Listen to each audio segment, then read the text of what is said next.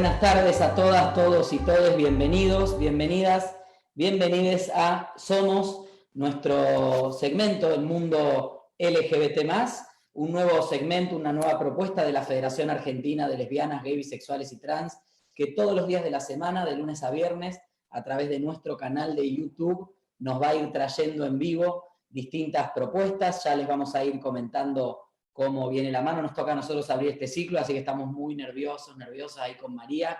Hola María, ¿cómo estás? ¿Cómo va esa tarde? Hola, ¿cómo están? La idea es juntarnos para ir reconstruyendo nuestra historia, ¿no? La historia de nuestra comunidad, de nuestra militancia, e ir invitando a distintos referentes que en distintos momentos de la historia y en la actualidad han contribuido al reconocimiento de nuestros derechos, ¿no? Así que bueno, me parece que es una tarea interesante, importante, y la idea es que, aparte sin demasiado protocolo, podamos compartir experiencias, compartir parte de esta historia, fotos. Ahí entró Marcelo, que ahora nos vas a presentar. Compartir esta historia para ir reconstruyéndola en conjunto y bueno, además que este material que vamos a ir armando en estos días pueda servir para algunos documentales que vamos a producir desde la Federación Argentina LGBT, ¿no? Así es, y la propuesta justamente es a partir de fotos, de imágenes que vamos a estar compartiendo con ustedes, como si esto fuera una reunión de producción de un programa de radio, de televisión, ir recordando anécdotas, ir comentando un poco de qué vino la historia nuestra, que vamos a aprovechar para arrancar en algún momento particular que tiene que ver con la cercanía al 28 de junio, y hoy por eso queremos agradecer especialmente que nos estén acompañando en este primer envío de Somos en el segmento Mundo LGBT+, de la Federación Argentina LGBT, Marcelo Ferreira, que fue fundador de Gays por los Derechos Civiles y de la biblioteca GLTTB e integrante de Sinergia, actualmente Acajata y Sedinci. También la vimos allí, se sumó recién, Mónica Santino, es expresidenta de la comunidad homosexual argentina, fundadora de la organización social, feminista y deportiva La Nuestra en la Villa 31 y directora técnica de fútbol en el Centro de la Mujer y Políticas de Género de Vicente López, Diana Staubil. También tempranito llegó, lo tengo yo acá muy cerca, Carlos Italiano, uno de los integrantes fundadores del Movimiento de Liberación Homosexual, una de las primeras organizaciones LGBT de aquí de la ciudad de Rosario y del interior del país, y él dirigía la revista Se Dice de Mí. Pero dice que todos hacían de todo un poco, como nos pasa a todas, todos y todes en nuestras organizaciones, por supuesto. También le estoy viendo allí a Alejandra Sardá, fundadora e integrante de Lesbianas a la Vista y de Escrita en el Cuerpo, integrante de Las Lunas y Las Otras, compañero nuestro de la Federación, del equipo de la Federación y la Defensoría LGBT, Diego Tedeschi Loiza, es ex integrante también de Gays DC y del Grupo Nexo, fue el redactor de la revista NX Periodismo Gay para Todos, una revista que marcó sin duda una página importante en la historia, fundador de Deportistas Argentinos Gays, integrante de la Secretaría de Cultura de la Federación y de los equipos de prensa y comunicación. Y desde el norte de nuestro país, la más puntual, la que entró primero a esta conversación, Mari Robles, querida compañera vocal de la Federación Argentina LGBT, referente del grupo Transparencia Salteña ATA Salta. A todas y todos, todes, muchísimas gracias por acompañarnos. Con María vamos a estar compartiendo un poco, circulando la palabra, el diálogo con ustedes. Y bueno, arrancamos, si les parece. Sí, quería antes de empezar volver a decir, la idea es que esto funcione como una especie de mesa de trabajo para reconstruir un poco la historia, a partir de algunas fotos que algunos han podido aportar, a partir de los recuerdos, las experiencias que tenemos. Y bueno, y que con esto que estamos construyendo ahora en vivo en Facebook, pero además grabándolo para que sea parte de pequeños documentales que vamos a hacer justamente para esto de reconstruir nuestra historia. Seguramente les vamos a estar invitando para varias mesas más, para hablar de varios temas que tienen que ver con esta historia y con la actualidad, por supuesto. Y bueno, también me gustaría decirles que es un honor para mí que estén acá todes. La verdad es que en muchas oportunidades nos hemos cruzado, hemos hecho cosas en conjunto con algunos, con la mayoría, nos hemos peleado también, hemos discutido, nos hemos reído, pero de verdad para mí es un honor que estén acá, de verdad es un honor. Yo no me quiero hacer la joven, pero esta gente ya era grosa cuando yo empecé a militar, imagínate que la mayoría ya eran grosas, ¿entendés? Entonces es un honor, de verdad, que estén acá, ya habían hecho un camino re importante y de verdad me enorgullece poder estar acá y poder construir esta historia bueno, que está bueno que la dejemos registrada, hay mucho de eso ya hecho, pero me parece que podemos hacer un aporte más en esto de dejar registrada nuestra historia tanto de militancia como de la comunidad en general, ¿no? Así que bueno. Vamos a ir arrancando. La idea del tema que habíamos pensado hoy tenía que ver con las racias en los 80 y los 90, pero la verdad es que nos parece que hay tantos temas tan ricos para conversar que tal vez ese sea uno más de los temas. Quizás podemos retomar sobre la idea de los primeros movimientos y organizaciones, sobre todo con la llegada a la democracia. Y me gustaría compartirles una primer foto que sí tiene que ver directamente con el tema que hoy estamos compartiendo, y esto es todo muy artesanal y estamos aprendiendo. Salió bien, ¿eh? El grupo de Acción Gay. ¿Quién lo reconoce? ¿Quién lo recuerda? Abran su micrófono y hablen abiertamente. Sí, sí. Bueno, a ver, el Grupo de Acción Gay era una de las organizaciones que formaba parte de la coordinadora de grupos gay, que fue el origen de la comunidad homosexual argentina. No está claro si el Grupo de Acción Gay se integró o decidió mantenerse al margen de la comunidad homosexual argentina, pero sí es cierto que compartía actividades con la CHA. De hecho, los dos festejos previos históricos de la Marcha del Orgullo que se hicieron en el Parque Lezama en el año 84 y 85 eran convocados conjuntamente por el Grupo de Acción Gay y la CHA. Y el volante, o sea, es un poco, a mí me parece interesante porque marca que el tema de las racias, o sea, muestra un poco el tema de las racias como un tema eje a través de distintas iniciativas de activismo. Es un tema que ya venía como un problema desde la época predictadura. Este afiche tiene que ver con lo que sucedió después de la dictadura, los primeros meses de la democracia, donde las expectativas que generaba la democracia para nuestra comunidad no se cumplieron y las racias seguían igual o a veces peor, lo cual dio un poco origen al activismo de la coordinadora y de la CHA y guió el trabajo de las organizaciones y después más adelante también. Marcelo, la comunidad homosexual argentina se funda en 1984, si no recuerdo. ¿El GAC desde qué año accionó? Mirá, sucede todo muy rápido en aquellos meses post-dictadura. Yo creo que estamos hablando de diciembre del 83, hay unas primeras reuniones que forman la coordinadora. El GAC tiene dos publicaciones de la revista, ahí se me borró la cabeza ahora cómo se llamaba. Bueno, una sale en marzo del 83, del 84, perdón, y otra en el 85. O sea, coincide con los primeros 2 años, el activismo del GAC coincide con los 2 primeros años de funcionamiento de la CHA también. Bien, y voy a aprovechar para hacer link con otro folleto que es un poquito posterior, pero que tiene que ver también con esto, y le voy a pedir a Carlos Italiano desde Rosario que nos comente un poquitito qué era esto del movimiento de liberación homosexual. Y este folleto que plantea, estimamos desde el año 85, reclamando por la igualdad y los derechos de nuestro colectivo. Carlos. Ahí, micrófono. Ahora empiezan todos los temas de los micrófonos. Ahí va. A ver, fíjate si podés activar el micrófono.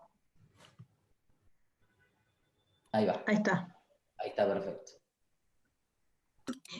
Ahora sí. Carlos, estás, para contarnos un poco sobre este folleto del Movimiento de Liberación Homosexual. Bueno, ¿vos me escuchás bien? Sí, perfecto. Bien.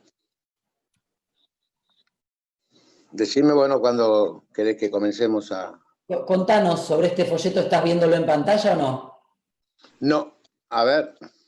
Un folleto del Movimiento de Liberación. Sí, ahí lo veo, sí, estaba atado por... Sí. Ahí va. Bueno, nosotros, digamos, en Rosario comenzamos en una forma, digamos, informal y otra formal. En realidad, comenzamos a reunirnos sobre el fin de la dictadura en un grupo muy informal que nos llamábamos Las Dominicas, porque nos reuníamos los domingos, y entre tortas que comíamos, mates que tomábamos, charlamos de la necesidad de tener que, no sabíamos qué bien realmente, pero que teníamos que tener una visibilidad más concreta, pero lógicamente era en medio de una sociedad absolutamente represora, reprimida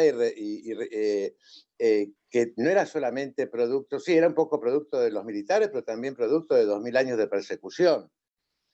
En Rosario específicamente, nosotros teníamos dos organizaciones terribles, que eran la Liga de Madres de Familia y la Liga de la Decencia. Rosario se caracterizó por tener Liga de la Decencia, que era un grupo de gente de alguna forma notable, qué sé yo, en gran parte miembros del USDEI, que bueno, determinaban la censura, determinaban de las películas, de los espectáculos, de todo lo que se veía, y a su vez la Liga de Madres de Familia, que era la que elevaba de las ternas de los jueces y que manejaba gran parte de moralidad pública. Ese que vemos ahí es nuestro paladín, nuestro héroe, nuestro precursor, es el bioquímico Juan Carlos Espina, que así como lo ven, tan hermoso y tan joven, fue que comenzó a convocarnos. Yo me acuerdo perfectamente el día que fue a buscarme a la salida del profesorado y a decirme, tenés que venir a reunirte con las dominicas, y yo dije, bueno, voy a ser monja o algo así. Y bueno, y ahí empezamos nosotros a coordinar tareas que fueron muy difíciles porque entre nosotros mismos nos rehuíamos.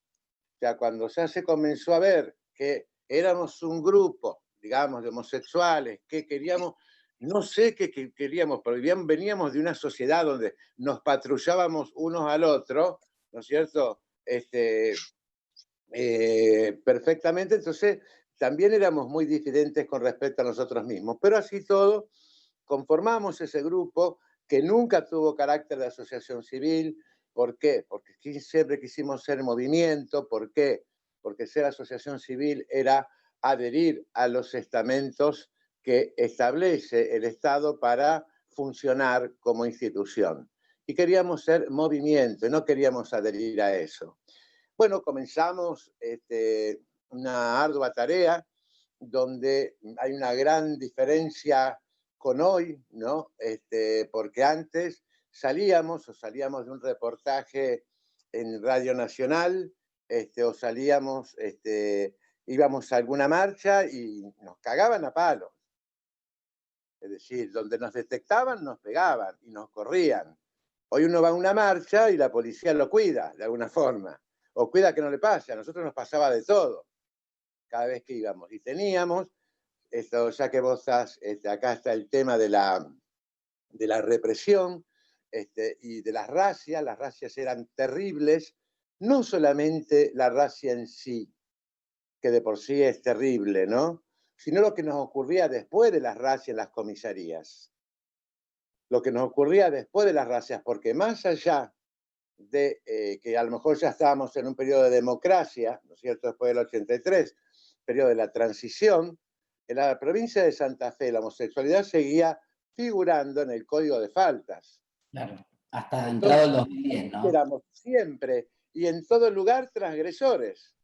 Claro. Aquí había un jefe de policía de moralidad, se llamaba Stanger, que nos la tenía jurada, que donde estábamos nosotros caían ellos con sus famosos colectivos de línea, como vemos hoy, ¿no es cierto? Te los paraban en la puerta del boliche, subían a la vereda, y de ahí teníamos que entrar directamente al colectivo, y de ahí nos llevaron a las comisarías, a la jefatura, donde no quiero abundar de tragedia, pero nos pasaba de todo, nos podía pasar de todo.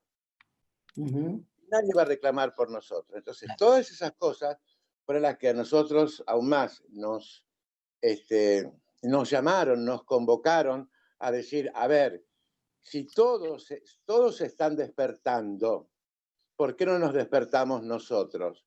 Pero ¿qué pasaba? Todos los que se estaban despertando no nos querían al lado. Nosotros no fuimos convocados a la Asamblea Permanente de Derechos Humanos. Nosotros en las primeras reuniones de las Madres de Plaza de Mayo no nos querían con ellas. Y lo entendemos, porque toda la sociedad era así, que no nos quería nadie y que mejor un hijo muerto que puto. Lo decían nuestros propios padres, mirá que no me lo iba a decir la señora de enfrente o el vecino del lado. Entonces fue una lucha muy ardua, ¿no es cierto?, y que tratamos de realizar a través de que, bueno, como vos dijiste, la revista, la primera fue Participación, después fue Se dice de mí, y también convencernos entre nosotros mismos de la necesidad de hacerlo.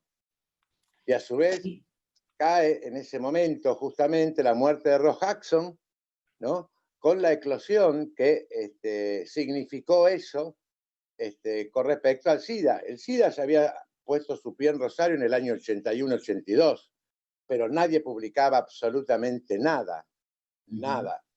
Yo en mi tesis de maestría lo cité e entrevisté al bioquímico que a nosotros nos dio vuelta la cara, el doctor Fay, cuando le fuimos a decir para hacer los análisis, dijo, sin listado de nombre y apellido acá no hay análisis. Y tuvimos que hacerlo vía Uruguay, porque de acá no nos hacían, y para eso también eso nos ayudó a hacer fiestas, recaudar fondos, nos ayudó en un trabajo de solidaridad muy grande entre nosotros, y después Juan Carlos Espina, que era bioquímico, tomó la posta y dijo, bueno, vamos con con el SIDA, y era terrible, era terrible, compañeros, fundamentalmente reunirse y entregar ese sobre, que en aquellos años era una declaración de muerte previa, era ¿cómo se llama? Crónica de una muerte anunciada. Entonces pasamos años muy terribles y por eso yo siempre digo, orgulloso de ser gay, muy orgulloso de ser gay, porque esto que hoy tenemos, que no es tanto, pero que es la gloria, nos lo ganamos nosotros a sangre y a fuego. Muchas gracias, Carlos. Así Aquí es. tenemos otra foto. En paralelo estaba sucediendo también esto que contaba Carlos de los reclamos en relación a la violencia policial, etcétera. Aquí lo denunciaba, ¿no? Carlos Jauregui, esta foto. Mónica, ¿vos fuiste presidenta de la Comunidad Homosexual Argentina?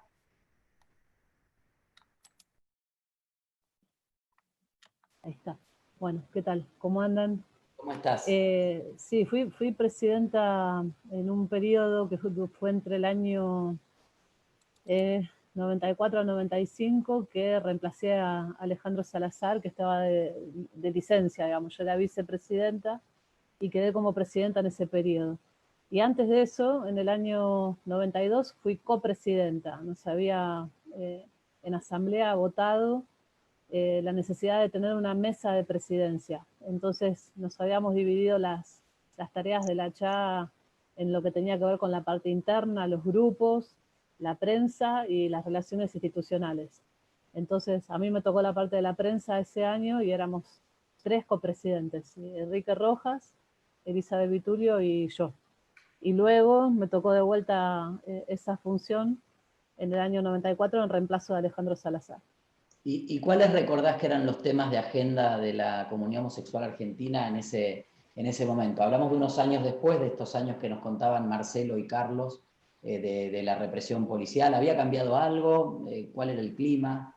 No había cambiado mucho en relación a las cuestiones con la policía. Me parece que sí, la ACHA, a medida que fue pasando el tiempo, consolidó sus campañas.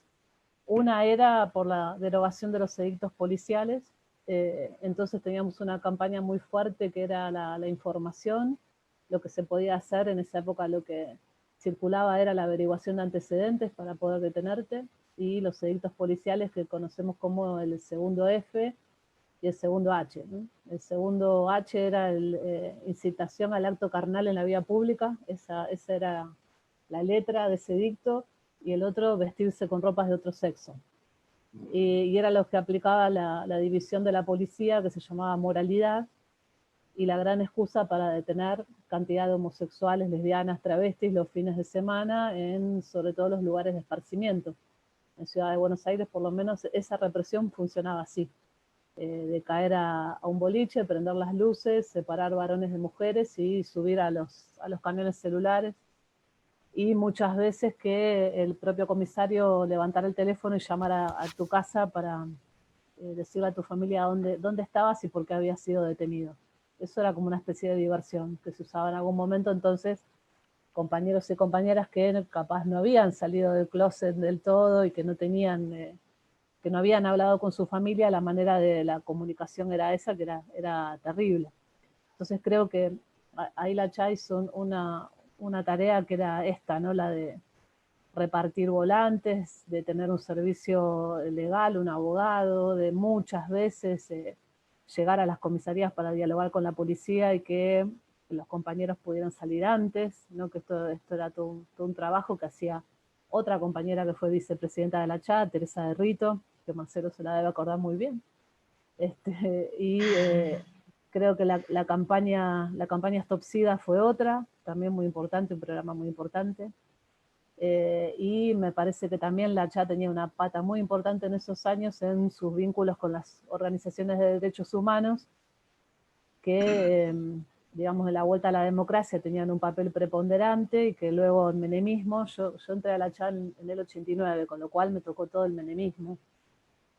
Las leyes de obediencia debida y punto final, que fueron completamente, digamos, como un premio a la represión, si se quiere, ¿no? Haciendo la lectura ahora retrospectiva, nos encontraba en una lucha en un pie de igualdad con esas organizaciones, con esos organismos. Entonces la CHA participaba, como antes, activamente de la organización de la Marcha de la Resistencia con las Madres de Plaza de Mayo, y su lema principal era: el libre ejercicio de la sexualidad es un derecho humano. Entonces enmarcábamos los derechos de las minorías sexuales en los derechos humanos, y creo que todo ese proceso fue por demás interesante, y que creo que no se habla mucho, ¿no? Por lo general, a mí me parece re importante este espacio, quiero decir ahora, porque creo que recuperar la historia, hablar de la historia es importantísimo en función de saber de dónde venimos, quiénes somos y a dónde vamos, ¿no? La historia siempre es un vector. Y nunca es bueno que la historia sea parcializada, ¿no? o contada solo de un lado. Y mi sensación muchas veces es que hay partes grandes de la CHA que, bueno, tuvieron preponderancia otras voces, con otras interpretaciones, y capaz está bueno que otras voces entren y cuelen a veces, ¿no? Yo escuché decir cantidad de veces que la CHA siempre fue dominada por varones, y que las mujeres ahí no teníamos pie. La verdad que tuvimos mucho pie las mujeres ahí, y en esos años hubo una comisión directiva que, aparte de que muchas de nosotras accedíamos a esos lugares de toma de decisión, hubo una comisión directiva que de 12 representantes que tenía que tener, 8 fueron mujeres, ¿no? Y eso se eligió en la asamblea del año 92. Y creo que eso fue muy importante, ¿no? Bueno, para no perderme, las cuestiones ligadas a la represión concreta, me parece que esas acciones fueron muy importantes, esas campañas fueron muy importantes, y que llevó todo un camino, desembocaron en un año 96, donde después de articular con muchísimos otros organismos, de jóvenes, gremiales, bueno, ahí había una cantidad. Eso te quería preguntar, Mónica, de lo que estás diciendo, viste que Carlos dijo que era distinta, era difícil la relación con otros movimientos, ¿no? ¿Vos cuando vos llegaste ya era más fácil o fue un proceso la relación con el movimiento de derechos humanos, la relación con otros movimientos sociales? Creo que venía un proceso, ¿no? Y Marcelo ahí me puede dar una mano porque él pertenecía a esa CHA primera, yo llegué en el año 89, la CHA se fundó en el 84. Fue un proceso que no fue para nada sencillo, pero a la entrada, por lo menos mía y de otras compañeras, ya había una articulación bastante aceitada. Me parece que no solo con organizaciones que tenían que ver con las minorías sexuales, sino que iba mucho más allá, digamos, el campo de derechos humanos, el campo de las organizaciones que militaban las cuestiones vinculadas al VIH. La CHA en aquellos años organizó encuentros que hablaban sobre la problemática social del HIV, que me parece que eran importantísimos. Los grupos de mujeres, los grupos feministas. Bueno, creo que ahí había un abanico enorme, que no eran siempre, digamos, no es que era todo color de rosa, ¿no? Siempre ibas y venías. Había también un vínculo grande con la Correpi, también en aquellos años. No era fácil, como no es fácil para nada todas las cuestiones que tienen que ver con esas articulaciones y esas relaciones de fuerza en un marco donde creo que hay que recordar cómo eran los 90, la militancia no era nada para destacar, era más bien algo raro. La batalla cultural que había triunfado en esa época era salvate vos, 5 minutos de fama en la televisión, pasala bien y que el de al lado no te importe, total el dólar vale un peso. Digamos, era una época creo que muy difícil en ese sentido, entonces me parece que la represión había recorrido de tal manera el tejido social en la cual la gran mayoría de las personas o del conjunto de la población creía que militar era una cosa de marciano o de marciana, ¿no? Que no tuvo nada que ver con el valor que se recuperó después de la política, de la militancia, después de los gobiernos de Néstor y Cristina, ¿no? Sobre todo, porque me parece que la ley de matrimonio igualitario nos agarra en un momento donde la militancia vuelve a tener un valor, ¿no? Y que fue maravilloso todo ese proceso, imposible de pensarlo sin todo esto que pasó antes, ¿no? Lo que contaba Carlos en relación a Rosario me conmovía mucho, ¿no? Porque creo que ahí hay cantidad de historias de mujeres, de varones, de compañeras trans, travestis, anónimas, digamos, que no las conocemos y que han puesto ahí el cuerpo y el alma en estas batallas. Quería aprovechar para mencionar que Belén Correa iba a estar hoy, pero lamentablemente iba a estar desde una ciudad de Alemania que, como las están cerrando, se tuvo que meter un micro e ir rápido a su casa porque si no, no llegaba a su casa antes de que cerraran las ciudades, tanto la de ella como las que están alrededor. Así que me pidió 1000 disculpas, que la disculpemos y me mostró que estaba dentro de un micro un poco hasta escondida para poder llegar a su ciudad, pobre. Espero que llegue bien antes de que cierren y que esté bien, obvio. ¿Sabés, María, me gustaría tirar, si es posible... Perdón, Esteban. Sí, te decía que María Belén no está, pero está en una de las fotos que nos compartió Alejandra. A ver. Mucho más joven, ¿no, Alejandra? ¿Esta foto de cuándo es? ¿Qué computadoras modernas? Estamos todas mucho más jóvenes. Más tarde de lo que están contando es sobre el final del periodo. Yo quise compartir esta foto porque yo creo que fue el primero. Siempre a mí me complica decir el primero, la primera, porque probablemente hay algo antes que una no sabe, pero digamos, fue uno de los primeros. Fue un taller de derechos humanos que hicimos algunas de nosotras para travestis, para compañeras travestis, y bueno, ahí está Loana, está Belén, está Nadia Echazú, que también compartí otra foto de ella, y fue un taller para mí muy hermoso. En ese momento, porque bueno, ustedes nombraron mis organizaciones de Argentina, que fueron cuando yo era muy jovencita. Yo en ese momento ya había empezado a trabajar a nivel internacional, que es lo que hago desde hace bastante tiempo, y entonces fue un taller sobre derechos humanos, qué son los derechos humanos, para qué sirven, qué sentido tenían, cómo se podía ligar lo que ellas estaban enfrentando todos los días de las cuestiones policiales con el marco internacional de los derechos humanos.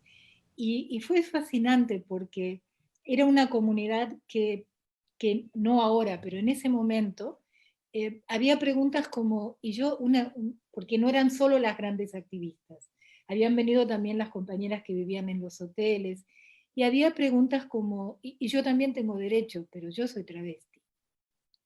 Y cosas que nosotras, quienes dimos ese taller, dábamos otros talleres en otras comunidades, y no pasaba esto, porque una persona podía estar oprimida por su situación económica, por su color, que eran las otras comunidades, pero no te preguntaban, yo también tengo derechos, yo vivo en una villa, no te lo preguntaban, sabían que los tenían.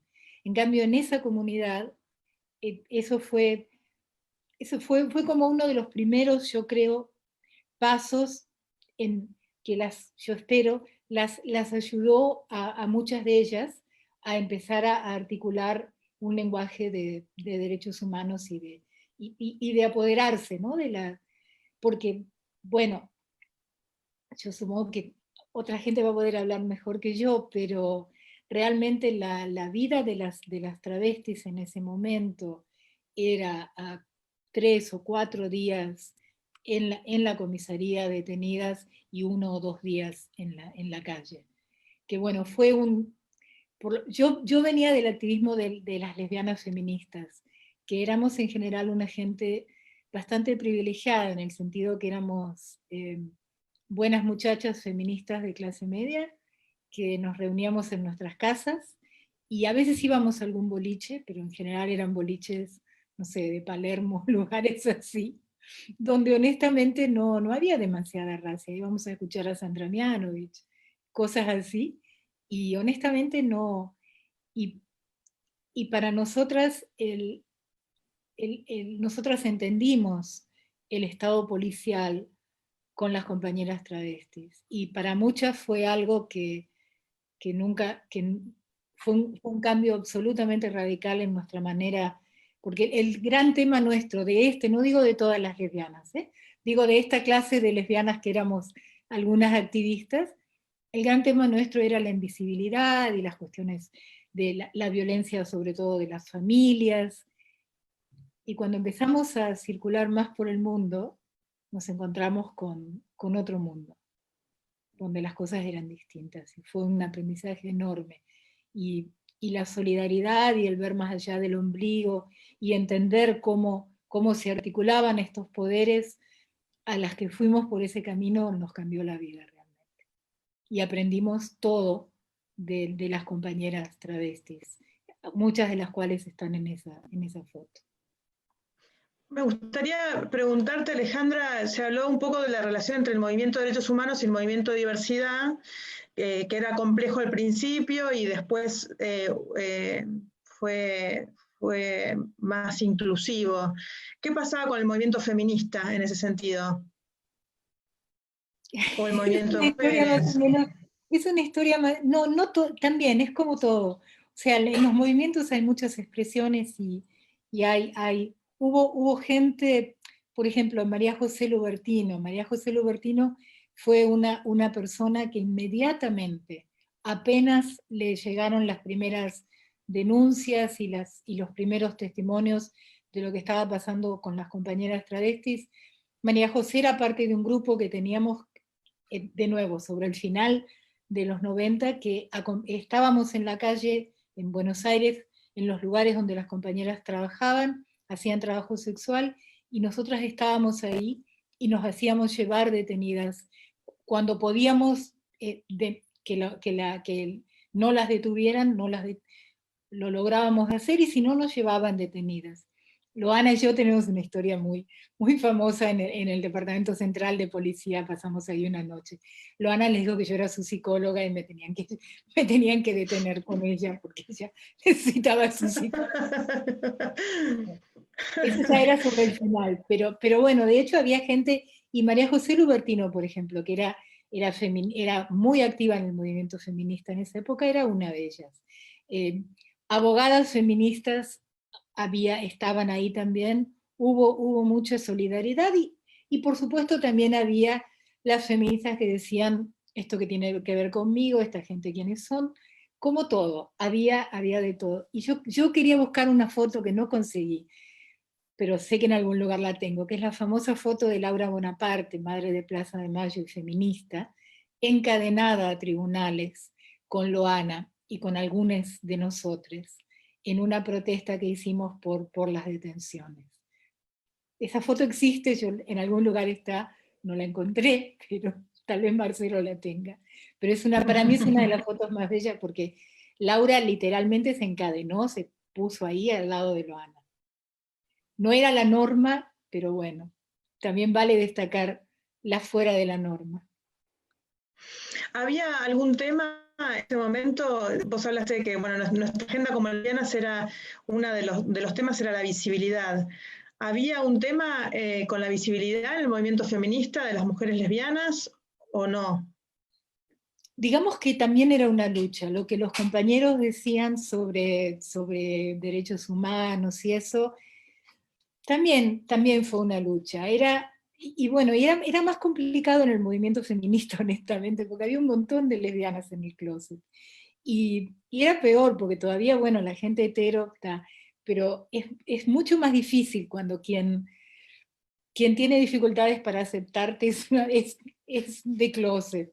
Y eso nos pasaba mucho, ¿no? Nosotras éramos las lunas y otras compañeras éramos como las más jóvenes y éramos abiertamente lesbianas y abiertamente feministas y éramos medio como, no era la norma y tampoco era, nos costaba, era como que nuestros temas eran temas de una minoría y costaba ver en realidad bueno, que ahora es obvio para todo el mundo, pero cómo las opresiones de género y de diversidad sexual son fundantes a la opresión patriarcal. No era tan claro esto en aquel momento, era más como, bueno, pero la mayoría de las mujeres tienen otras preocupaciones que son más importantes que estos temas así de minorías medio exóticas que quieren traer ustedes. Es una lucha, como todo. Después se fue haciendo mejor. Hablabas vos, Alejandra, del colectivo trans, de esas detenciones, de esos abusos policiales. También había lugar para los encuentros, para algún tipo de festejo. Y ahí nos comparte Mari Robles desde Salta una foto con otras compañeras. Mari, ¿te acordás de esta foto? ¿De cuándo es? ¿A qué refiere?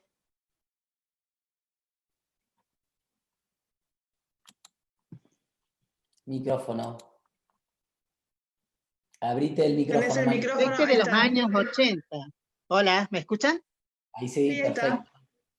Bueno, esta es la casa de la Janet Ergans en el Bajo Grande de acá de la ciudad de Salta. En ese momento había dos bajos, uno que era el Bajo Grande y el Bajo Chico. En ese tiempo ya estaba cerrado el Bajo acá. Lo cerraron en los años 79 al Bajo. Esa casa fue de la chica trans Janet Ergans, que desapareció en la época de los militares. En Río Cuarto fue secuestrada, que creo que te mandé la foto también. Pero bueno, las chicas acá, por ejemplo, es Mariana, que está la que está en el medio, está la Andrea Chichi, la Donate, está la Piqui Piqui, Manuela, y yo soy la primera que estoy ahí adelante. Esta es en los 80 más o menos, 85, 86, la foto. ¿Cómo era Salta en ese momento? Esto evidentemente era un momento de encuentro, un momento de diversión, digamos, de festejo, pero seguramente la realidad sería bien diferente. ¿Cómo era ser una mujer trans en Salta en esos años? No, era muy difícil. La verdad que nosotras no conocimos la democracia, incluso todavía estamos en Salta acá como si fuera una era de hielo, digamos, porque realmente no tenemos el apoyo que necesitamos, seguimos peleando. A ver, nosotros fundamos la organización en el 2007 y logramos derogar todos los artículos contravencionales, como ser merodeo, escándalo en la vía pública, todo lo que se usaba para llevarnos presas. Nosotras caíamos presas, por ejemplo, desde 24 horas a una semana, 15 días, pero en la época de los militares, hablo de los 70, eras una desaparecida más, digamos. Yo por primera vez caí cuando tenía 13 años, estamos hablando en el 72. Así que imagínense para el Día de la Madre, que me fue a mi mamá a sacarme de estar presa, y me salvó porque era menor. Pero después, si vos no conseguías hacer un favor sexual a alguien, no tenías la llamada esa famosa para que te puedan llamar a tu madre o a alguien para que te vengan a sacar de estar presa. Todo eso ya había pasado una semana, 2, hasta 15 días, hasta que a ellos se les cantaba darte la libertad. Uh-huh. Acá vamos a compartir otra de las fotos que nos hacía llegar. Esta ya es más ampliada la familia. Esa es la casa de la Pocha, en la Moldes. Ahí estamos con los Caballeros de la Noche, está la Claro. Ingrid Joel. Tu mítico grupo, ¿no? Los Caballeros de la Noche. ¿Ah? Tu mítico grupo, los Caballeros de la Noche. Y nosotras somos fundadora de los Caballeros de la Noche. Yo vengo a ser fundadora de esto en el año 84. Yo en el 84 paso a ser ya mayor, pero en los 70, en el 77 fuimos prohibidas, yo tenía 16 años. Igual salía en el corso en medio de la prohibición. Acá está el hijo de la Pocha, está la hermana de la Pocha, está la Negrestela. Mari, sí. Cuando decís que en el 77 fueron prohibidas, ¿a qué te referís? Nosotras salíamos a los corsos, Art de París se llamaba una agrupación, que también ahí está la foto que le mandé. Los Caballeros de la Noche, ya por ejemplo, la Pocha tenía una murga, que se llamaba Deisa Falar. En esa murga, ella salía, tenía su grupo para que no esté quemado con el hecho del conjunto artístico, digamos. Y la Negrestela en el 77 saca un conjunto artístico que se llama Art de París. Un día, pasando el corso oficial, somos censuradas, prohibidas dentro del corso ese, y después prohibidas a desfilar delante de los corsos. Este es el año 85 ya, pero ya cuando volvió la democracia. Yo soy la que estoy sentada en el piso, tirada, digamos, con capelina. Este es la vuelta de los Caballeros de la Noche. Pero antes de eso, nosotras por lo pronto estábamos prohibidas a aparecer. Ahora, el nombre Caballero de la Noche era por el miedo, que ya estábamos en democracia. Ocupamos, por ejemplo, el libro, no sé si se acuerda, Los Caballeros de la Noche, profanadores de tumba, que estuvo en recolecta en Buenos Aires. Hay un libro que se escribió y que lo leía Víctor Hugo, la Susana. Nos juntamos Susana, Leona y yo para armar el conjunto artístico. Estamos hablando 83 ya, fines de eso, para el 84, a ver si lo podíamos inscribir, pero no nos animábamos a inscribirlo a nombre nuestro, porque podíamos ir presa. Entonces, ¿qué hicimos? Porque todavía estaban los edictos contravencionales al día. Entonces usamos a la hermana de la Pocha, la hablamos a ella, y ella inscribe el conjunto, y todas con el nombre de varón. Nos inscribimos y salimos. 13 atrevidas, desfilando en pleno corso, imagínate. Antes se desfilaba caminando, y las murgas son las que utilizaban bombos, redoblantes, platillos. Entonces la segunda noche contratamos bombos, redoblantes, platillos, así que imagínate que el primer día fuimos 13, no nos llevaron presa, pasamos desapercibida divina, porque todo el mundo se preguntaba quién eran los Caballeros de la Noche. Imagínate que salíamos todas nosotras y se quedaron mudos. Y también sale un grupo que se llamaba Noche de Gala, que era de chicos gays.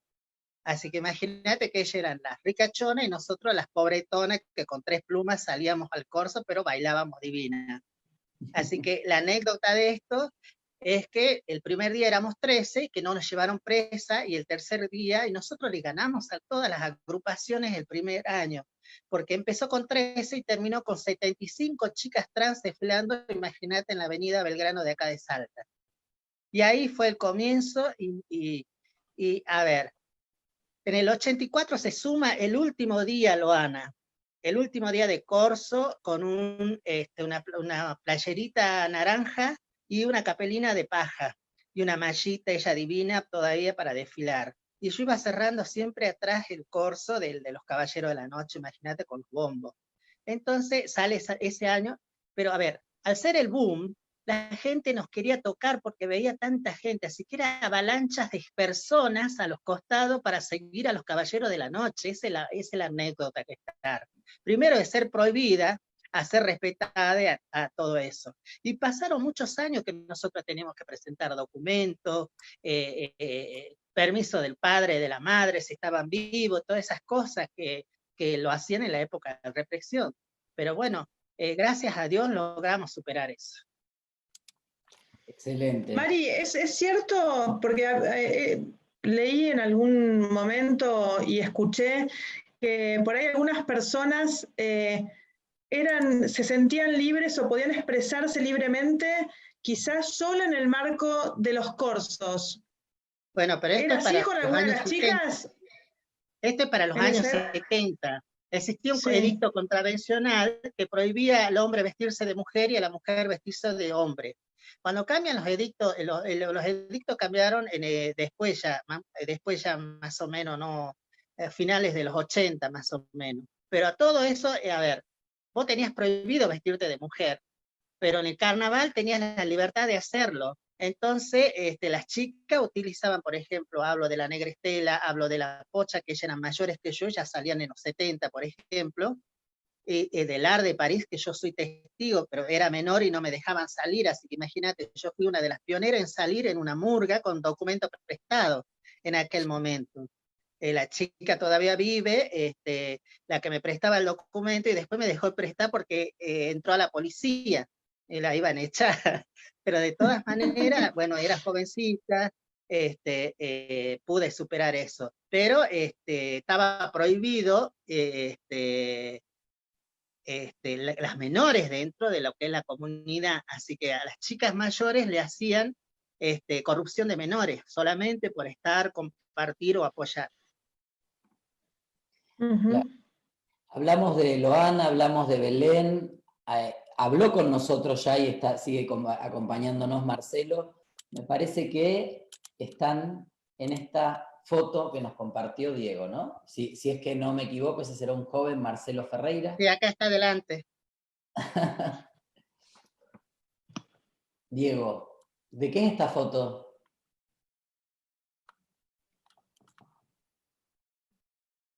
Diego.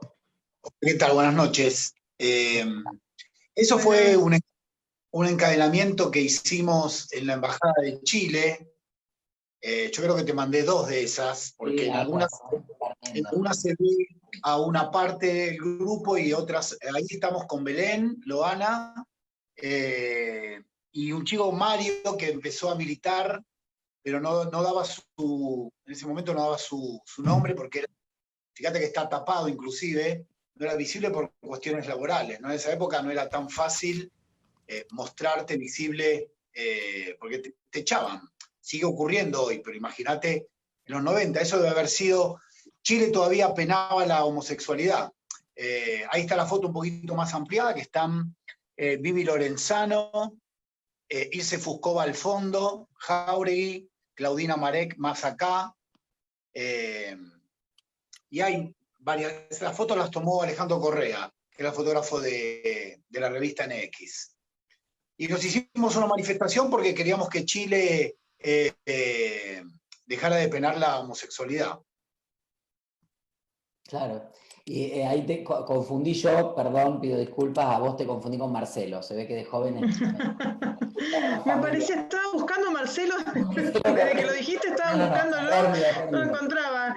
Yo, el que está todo tapado será Marcelo. Siempre tuvo barba. Era un escenario posible también para que estuviera Marcelo, había una protesta en la Embajada de Chile, seguramente. Y acá tenemos una tapa de la revista, recién mencionaste, la revista NX, ¿no? Esa fue la primera tapa color que hizo la revista, y para festejarlo decidió juntar a un montón de figuras de color, en realidad, ¿no? Porque tenía que ver con el arte. Y en ese momento eran muy visibles, obviamente, Carlos e Ilse, y Kenny de Micheli, que era como una figura, una compañera trans, que era una figura muy mediática en ese momento, estaba en Travestis Unidas,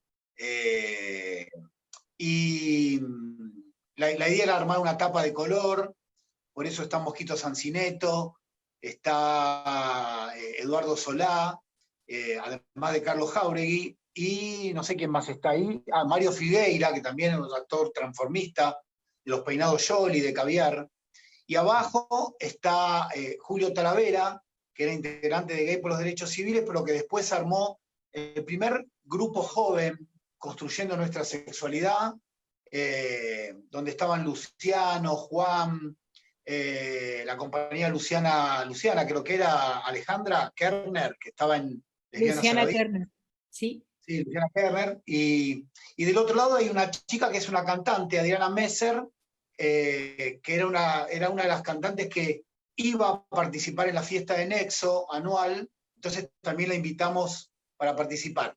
Además, lo que decía antes, no todo el mundo se animaba a dar la cara para salir en una revista.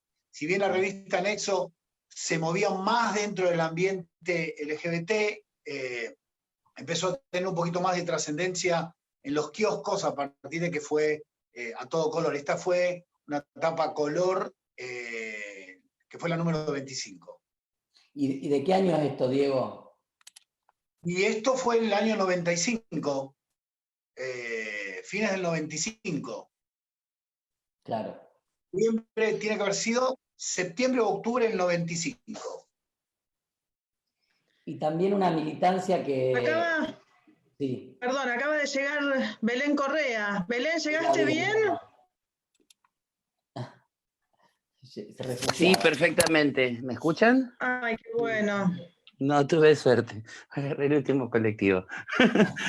Estoy bien, estoy muy bien, estoy bien. Me pasa eso. Me agarré en Argentina también la cuarentena, así que no hay problema, ya me acostumbré. No interrumpo, espero mi turno. Sigo acá. No, simplemente que una militancia dentro de lo que es todo el colectivo nuestro, que comparten muy fuertemente Mónica y Diego, que tiene que ver con la visibilidad en los ámbitos deportivos, ¿no? Que bueno, ahí sí que eras un pibe. ¿Esta foto de qué es? Y esto fue cuando armamos Deportistas Argentinos Gay en el año 96, perdón, en el año 97 armamos una convocatoria, yo puse un avisito en la revista NX para ver si había chicos que jugaran al fútbol, y tuvimos una repercusión tremenda porque aparecieron más de 30, y en febrero del 98 nos constituimos como asociación civil, ya con tenis también, además de fútbol, y esta fue una producción que hicimos para la revista Viva, porque nos estábamos por ir a Holanda a jugar los Gay Games.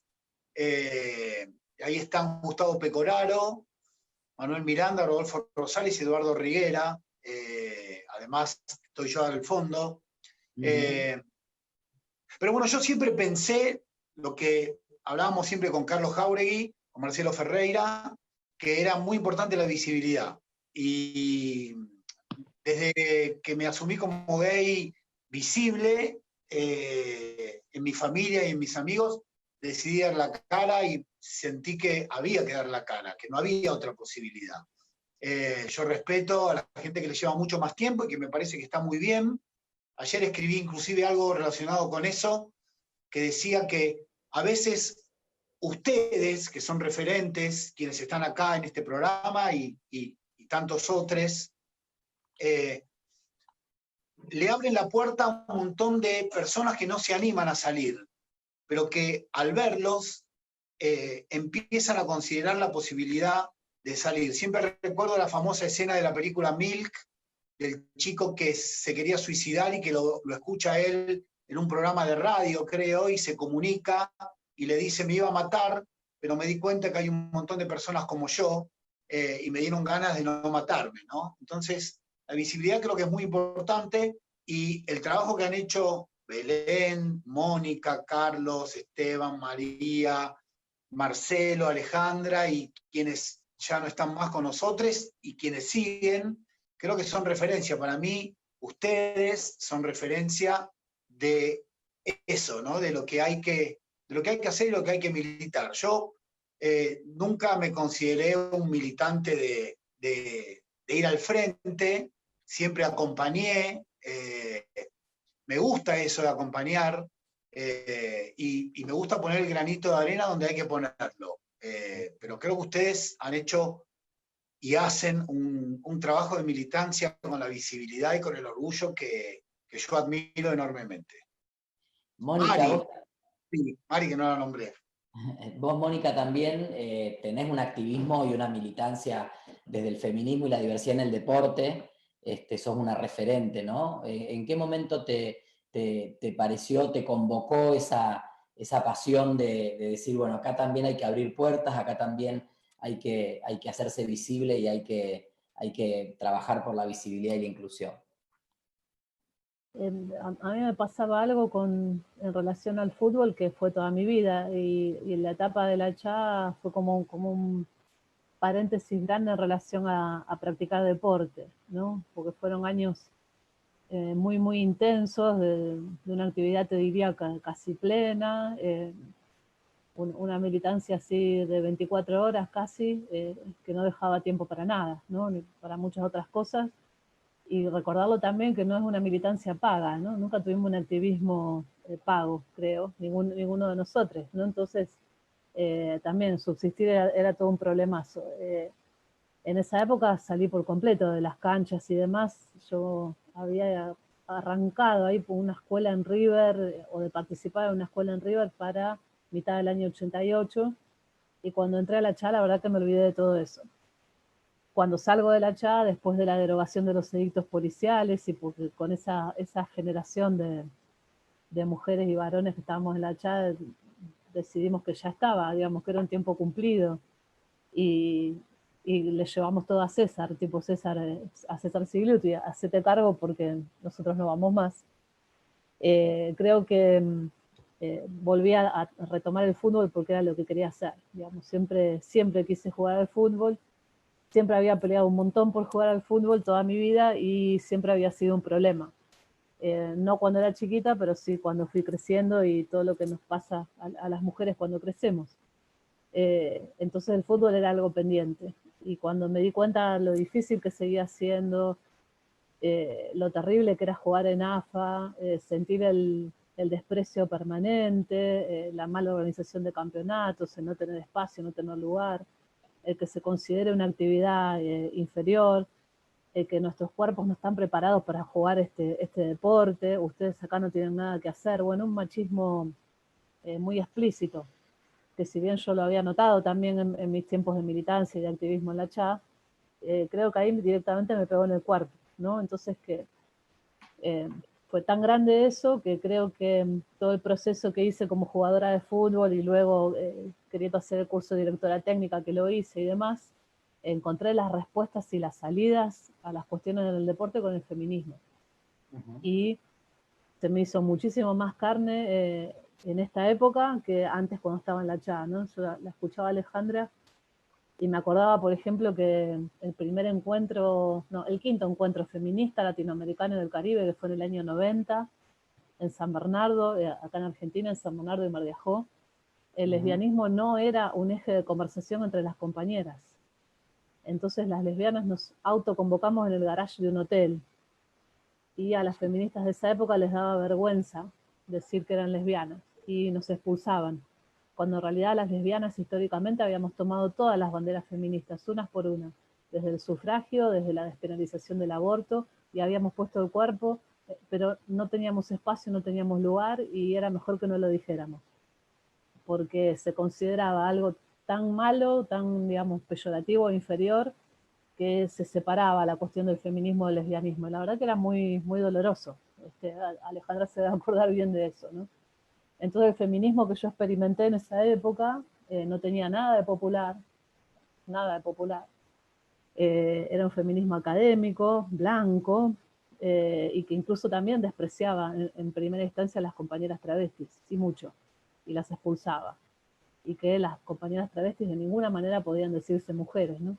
Entonces, digamos, yo me fui sacando todo eso de encima por el fútbol, porque fui a trabajar a un lugar que es el Centro de la Mujer, en Vicente López, que tenía un programa de fútbol y donde me formé en una mesa enorme con trabajadoras sociales, psicólogas y montones de compañeras muy valiosas que atendían víctimas de violencia. en esa instancia, entonces escuchar víctimas de violencia y encadenar a cómo las mujeres tenemos colonizados nuestros cuerpos y de que chiquitas nos dicen a qué tenemos que jugar y a qué no, y todo lo que pasaba con el fútbol en esa vuelta, porque la organización del fútbol es casi igual que la Iglesia Católica, te diría que la AFA es lo mismo que el Vaticano, exactamente igual, ¿no? Entonces pensemos si una mujer quisiera ser papa, ¿no? y acceder jerárquicamente a puestos dentro de la Iglesia Católica. Bueno, el fútbol funciona así. Y culturalmente el fútbol es tan importante para nuestros pueblos que es demasiado pensar que las mujeres no formamos parte de un fenómeno cultural de esas características, ¿no? Entonces, creo que fui atravesando todas esas etapas. Me encontré en el Centro de la Mujer con un programa de fútbol femenino que había ideado Diana Stauli, y Marcela Rodríguez, luego diputada. Diana la perdimos en el año 2005, un agujero enorme para el feminismo como tantas otras compañeras, pero habían pensado en el fútbol como la gran excusa para empezar a hablar de todos estos prejuicios, de los estereotipos, de lo que pasa sobre todo con las mujeres que viven en situación de vulnerabilidad social. Y de ahí, hacerme directora técnica también fue entender que tenía una profesión y no un hobby, como la mayoría me decía.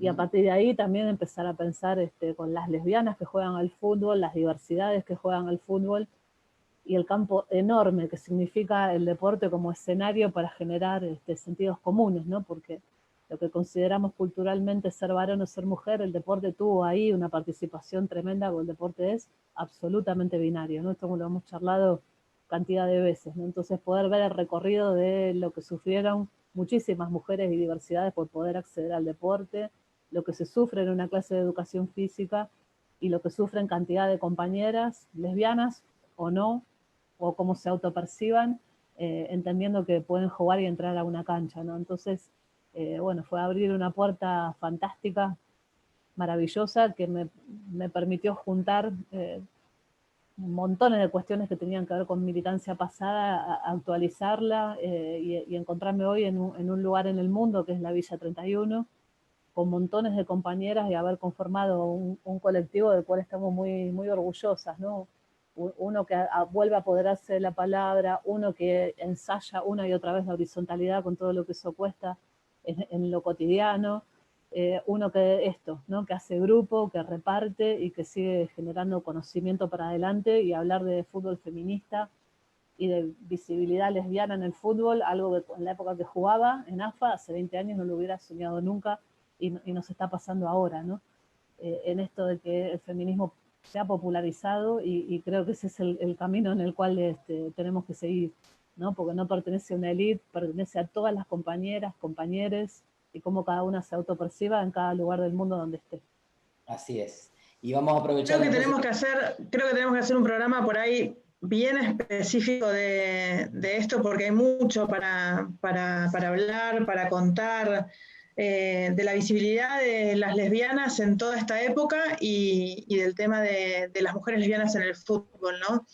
Hay una foto que vi donde estaba, creo que Alejandra la aportó, y algunas fotos de Belén que me recuerdan a algunas situaciones que creo que de alguna manera todos los que estamos acá nos cruzamos alrededor de estas cosas, ¿no?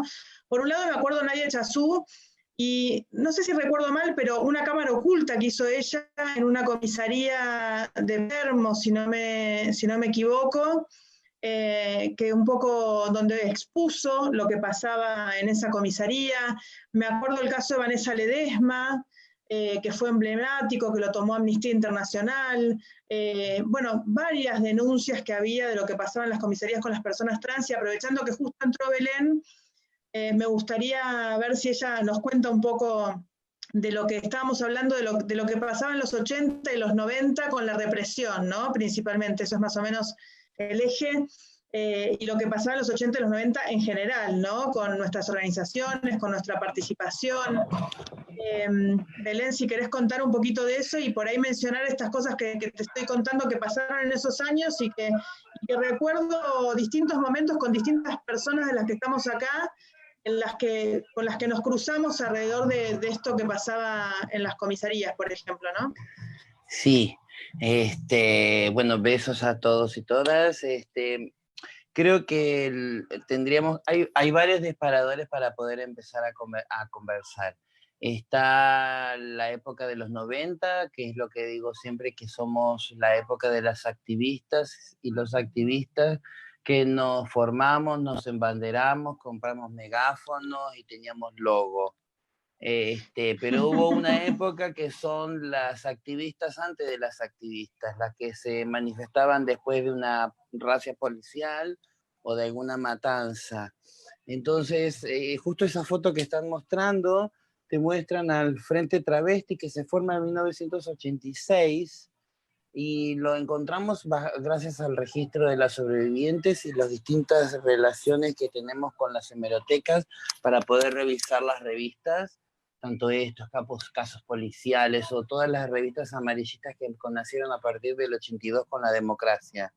Entonces ahí pudimos demostrar que existió un frente travesti en el año 86, mucho antes de lo que normalmente dicen el primer grupo travesti, te lo está diciendo una persona que fundó ATA en el 93, pero tenemos que no olvidarnos que en el 90 estaba Carolina Urbina, estaba Kenia Micheli, estaba Patricia Gauna, o sea, incluso había otros grupos de personas, Nadia Chazú, que comienza dentro de ATA y después se separa junto a Loana y arman otra organización de travestis y transexuales de la Argentina. Loana Formalit en el a mediados del 96, donde se hacen visibles en la marcha de noviembre del 97. Pero si sigo yendo para atrás, existe MUA, Maricas Unidas Argentinas del año 46, que lo registra perfectamente Malva Solís, una mujer trans de los 90, que lo registra en la película con nombre de Flor, Karina Sama, la directora de esa película, muy buena, porque ella va demostrando perfectamente cómo fue el mecanismo de defensa que en los años 40, 45, 49, ellas hicieron ante las detenciones de Devoto. Estamos hablando de que en Devoto en los 40 se iba 30, 60, 90 días. Y en ese mecanismo de que forman esa mutual que se llamaba MUA, que era para poder asistir a las personas que estaban dentro de Devoto, porque vos sabías que en algún momento ibas a estar dentro o ibas a estar fuera. Si me tocaba fuera, ibas a asistir a que estuviera dentro. Participaba como una mutual. Y ahí nace el carrilche. En Devoto nace un carrilche, un agorismo, un dialecto para poder comunicarnos internamente sin que el policía y el preso pudiera saber de lo que estuviéramos hablando. Yo poder hablar enfrente de una de las personas y no saber lo que estuvieran diciendo. Ese carrilcho iba mutando a medida que iban pasando las generaciones y por décadas, porque el carrilche de los 40, se lo digo a una de las chicas de los 90 y no lo entiende. Porque fueron mutando a medida que iban agregándose palabras. En los 80, por ejemplo, se entregan la migración de las chicas transexuales a Brasil, hace de que no solamente traigan el abogó, la lengua carrilche de Brasil, la traigan a Argentina, sino también traigan el silicón, una desidia que hizo dentro de nuestra población trans que para poder ser una persona trans sí o sí tenías que tener silicón, porque si no, no pertenecías a ese grupo, que era totalmente distinto a las travestis transexuales que teníamos en la época de los 40, 50, 60 y 70, porque las primeras intervenciones de silicón comienzan a partir del 76, 78, 80, que era la época que estaba la dictadura en Argentina y se escapaban para Brasil, considerando que el exilio de la pobre era Uruguay y Brasil, el exilio de la que podía venderse mucho mejor podía irse a Europa. Todo eso está muy bien documentado, de que hubo una muestra que nosotros hicimos, Exilio y Carnaval, en búsqueda de la libertad, que lo hicimos dentro de la Defensoría, donde nosotras marcábamos las dos situaciones que podíamos llegar a tener como defensa, que era esconderte durante todo el año y tener la época de Carnaval para poder exhibirte, donde no te podían detener, donde los murgueros eran tu seguridad, donde vos eras aplaudida por la misma vecina que te había señalado durante todo el año, y tenías el exilio, que era la forma de poder sobrevivir. El exilio dentro del mismo país, yéndote al sur, donde el trabajo sexual no estaba tan mal visto como en otras regiones, exiliarte en un pueblo muy chiquitito para que vos puedas quedar como desapercibida, el exilio a Uruguay, a Chile, a Brasil. Muchas de las que hoy están sobrevivientes, que estamos dentro del archivo, muchas han sobrevivido gracias al exilio. Muchas de las que hoy se encuentran en Italia, en Barcelona, en España, en Francia. Patricia Gauna, con casi 89 años, sigue estando en una de las playas de España. Viejita, muy, muy viejita, yo me sigo hablando con ella. El exilio de Karina Urbina, escondiéndose en Moreno. Sobreviviendo también a la violencia que tiene en ese pueblo, que está solita junto con su madre, haber pasado por una inundación, que haya perdido toda su documentación, pensando a Karina Urbina como una de las primeras transexuales, o personas trans, que era editora de una revista. Hace poco uno de los doctores, Hales, que está a cargo del Durán por el área de transexualidad, me mostró que tenía una de las revistitas guardadas de Karina Urbina. Le digo, guárdela porque es la única que existe, porque ni siquiera Karina las debe tener, porque cuando le habíamos preguntado nos decían, no tengo nada, no tenemos nada, no tiene nada porque había perdido todo en una inundación. Lo veo a Marcelo y me acuerdo que esto de lo de juntar material me venía de antes, porque cuando en el 2002, perdón, que yo me exilio en el 2001 para Estados Unidos, y en el 2002 conozco una computadora por primera vez, y tener un email y empezar a revisar el internet y poder tener una página. Y en esa página poder estar haciendo como una especie de hemeroteca con una investigación, revisándole las páginas de periódicos a Clarín, Nación y todos ellos que recién habían empezado. Mira, esa manifestación es Karina Urbina. Karina Urbina todos los miércoles se exhibía así enfrente del Congreso. Marcelo lo puede documentar porque salía de la casa de Marcelo, salía de Paraná todos los miércoles, porque ella vivía en provincia de Buenos Aires, de Moreno.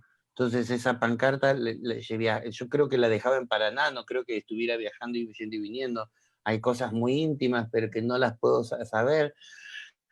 Sé que ella manifestaba todos los miércoles, y no sé si recuerdan que después el 450 de Norma Pla y los jubilados hace de que ellos copen los miércoles en el Congreso.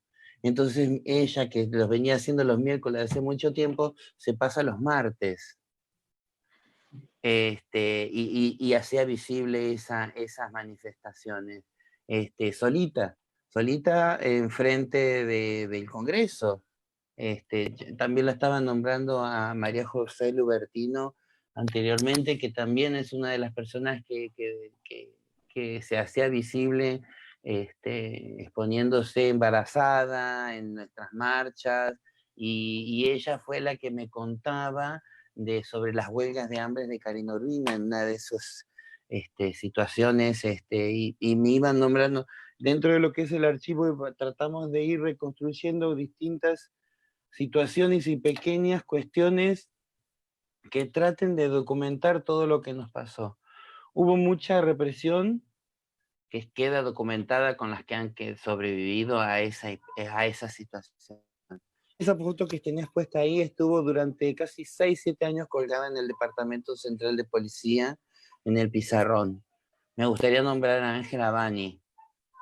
Ángela Bani era nuestra abogada. Carlos Jauregui la bautizó la mamá de las travestis, porque ella ocupó el lugar que tendría que haber ocupado una de nuestras madres, de ir a buscarnos a cada una de nosotras a una comisaría. Ella llegó a tener hasta nuestro mismo horario. Se dormía de día, cuando después que lo dejaba a su hijo en el colegio, dormía y se volvía a levantar en los horarios de nosotras, para poder estar todas las noches comandando y poder estar haciendo las recorridas en las distintas comisarías. Que, volviendo a la pregunta de las comisarías, cuando volvemos a los 90 y volvemos otra vez las activistas embanderadas, con megáfonos. Y esa manifestación, me acuerdo, fue para cuando fuimos a una manifestación que estaban haciendo vos, María, cuando me tiraron el auto encima. no me acuerdo muy bien, pero me acuerdo que nos tiran un auto encima y quedamos trabadas, y estábamos las dos, estábamos Luana y yo, nada más, entre medio de todas las mujeres, que era una manifestación que habíamos, creo que calle Córdoba, habíamos cortado, Corrientes, una de esas, creo que había un teatro enfrente, y éramos 5 gatos locos queriendo cortar una calle y que se nos tiraban todos los autos encima, y en un momento se nos tiró un auto encima y me agarran a mí, a Loana, y nos subimos arriba del auto, o sea, fue una situación, y eso fue preparándonos saliendo de casa. Nosotros nuestras casas las nombrábamos por las direcciones, por esas calles de Pichincha. Tendría que traer ahí muchas fotos también, no sé si han visto, de las que puse sobre cuando pensamos en represión, lo que generaban las distintas manifestaciones antes de las activistas, estoy hablando del 86, si buscan una de esas fotos que yo mandé, donde encontramos a Perica llevando entre medio del barro en esos colectivos, y ven en la parte de atrás, en esos colectivos vivían las chicas, porque la situación en la cual todas teníamos que vivir era en el conurbano, no era posible que nosotras viviéramos en Capital Federal, porque había un operativo que se llamaba Operativo Cansancio. Esa es la muerte de Katy. Esa revista, esa foto la encontramos, es de una de las revistas Esto, Casos Policiales, la encontramos dentro de la hemeroteca. En esa foto está Luisa Paz. Y Luisa Paz nos contó, en uno de los relatos que tenemos dentro del archivo, nos cuenta quién era Katy, en qué situación muere y cómo fue salido, porque esa foto salió en la prensa, y en la prensa salió, murió el varón del tango, travesti, porque ella se llamaba Julio Sosa en su documento. Y ella murió cruzando la Panamericana, porque la diversión de la policía era correrte hasta el borde de la Panamericana para que vos fueras arrestada o la cruzaras. Si la cruzaras con 3 rieles era muy difícil o muchas que ya estaban acostumbradas a cruzarlo, podían hacerlo, y muchas prometían no volverlo a hacer, preferían estar 30, 60, 90 días antes de volver a cruzar y estar en esa situación. Muchas escaparon de Panamericana encerrándose en las agencias. Yo así conocí a mi madre trans, escapándose en Panamericana, y la encontré cuando nos encontramos encerradas en la agencia haciendo trabajo sexual. Así que si volvemos a hablar, si estábamos hablando de represión, tenés que pensarla dependiendo la década, cómo fue el genocidio que armaron sobre nosotras. Y digo genocidio porque... Sí. Vos recién dijiste mi madre trans, ¿podés explicar un poquito qué significa? Porque por ahí, para que quede registrado, ¿no? El concepto, ¿qué es tu mamá trans? Mi mamá trans es la chica trans que me conoció cuando yo tenía 17 años, que era la que no me dejaba que me pusiera las tetas para que yo no pasara lo mismo que ella pasaba. Podría haber tenido una buena o una mala madre. Por suerte tuve una buena que me enseñó a cómo camuflarme para poder no caer tanto tiempo presa. Yo empecé a conocer las comisarías a partir de que me hice activista, porque antes de yo ser activista, antes de tener mis 20 años, yo no caía presa. Yo me disfrazaba con mi jardinero, como me decía Carlos Jauri, pareces una torta macho, cuando iba a las reuniones, porque yo iba siempre con mi jardinero, con mis camuflajes, para que podía pasar por maricón, podía pasar por cualquier cosa, pero no por travesti. Hasta podía pasar por lesbiana, pero nunca por travesti. Esa era una de las condiciones que me ponía Brigitte para que pudiera zafar de la policía, ¿no? No tenía el aspecto, o me manejaba dentro de la calle no con el aspecto que normalmente tenía socialmente, de que la travesti tenía que estar en minifalda y taco y pintarrajeada. Entonces yo, dentro de eso, de esas prohibiciones que Brigitte me hacía para poder salir a la calle, fue que me fui acostumbrando a manejarme, ¿no? Yo diré, simplemente los calabozos los conocí siendo activista, no antes. Antes habría caído 3, 4 veces, algo que para cualquier persona era normal. pensando que había averiguación de antecedentes, portación de cara, vagancia, estar sentada enfrente de tu propia casa tomando una cerveza con tu amigo era sinónimo de estar retenido, porque esas eran las personas que teníamos adentro, porque nos encontrábamos dentro de un calabozo y sabías que uno era el habitual y te dabas cuenta quién había caído por primera vez porque lo habían agarrado en la puerta de la casa. Había en ese tiempo que nosotros éramos la caja chica de la Policía Federal, que ellos tenían que llenar el libro, decían. Ellos tenían que tener tantas travestis, tantos vagos, tantos borrachos, tantos vagabundos en el libro. Ellos tenían que llenar ese libro, no importaba qué. Y dentro de ese libro también estaban las trabajadoras sexuales, porque había una represión muy grande entre las mujeres. No tenemos que olvidar que existía un área que se llamaba moralidad. Mi foto, esa que pusieron ustedes con Pía, estuvo casi 6 años colgada en el pizarrón de moralidad para que todos supieran quiénes eran las cabecillas. Belén, ¿qué años estás hablando más o menos? Porque por ahí una persona escucha y por ahí te representás la dictadura, pero ¿qué estás hablando? No, yo estoy hablando, yo tengo 47 años. Yo estoy hablando del 93, nosotros nos fundamos.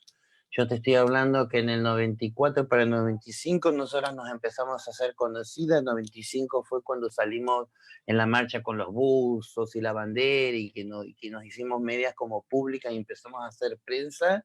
Y a partir de ahí fue que nosotras en el 96 empezamos a hacer con Ángela Bani las denuncias en los juzgados.